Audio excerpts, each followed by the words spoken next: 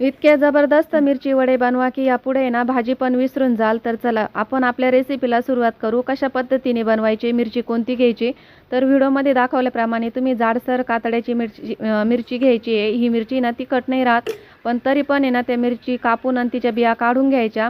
आणि त्यानंतर आहे ना 1 वाटी भरून बेसन पीठ घ्यायचं. यामध्ये मीठ आणि ओवा टाकून आहे ना पीठ चांगलं आपल्याला मिक्स करून घ्यायचं आहे, कालून घ्यायचं आहे एकदम छान असं. तर बघा जास्त पातळ नाही आणि जास्त घट्ट नाही अशा प्रकारे. त्यानंतर आहे ना तव्यावरती थोडंसं तेल टाकलं, जिरे मोहरीची फोडणी दिली. त्यानंतर ठेचलेला लसूण, जिरे आणि 4-5 हिरव्या मिरच्या घेतल्या, कमी तिखटवाल्या घेतल्या ही आपण. त्यानंतर पाव चमचा हळद घेतली, किंचितसा हिंग घेतलाय, सर्व परतून घेतलंय. यामध्ये तुम्ही कढीपत्ता पण टाकू शकतात. त्यानंतर आहे ना एक बटाटा उकडून घेतला होता, तो परतून घ्यायचा आहे यामध्ये.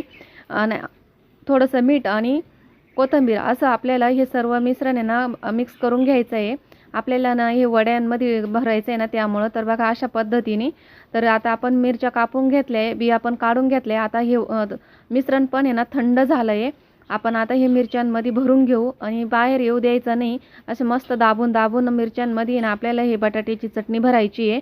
बटाट्याच्या चटणीमध्ये पण आहे ना मिरची थोडी कमी टाकायची, कारण ही पण मिरची आहे, किती नाही म्हटलं तरी मिरची तिचा तिखटपणा आहे ना सोडत नाही, थोडीशी तिखट असतेच मिरची.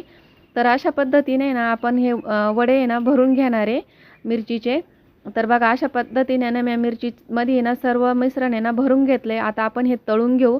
यासाठी ना मी बेसन पीठ आधीच मिक्स करून ठेवलं होतं. तर बघा अशा पद्धतीने ना आपल्याला बेसन पिठामध्ये मिक्स करून घ्यायच्या आणि गरम तेलामध्ये सोडायच्या. तर ह्या तेलामध्ये ना अगोदर मी पापड आणि कुरडया तळून घेतल्या होत्या, त्यामुळे तेलाचा कलर तसा दिसतोय.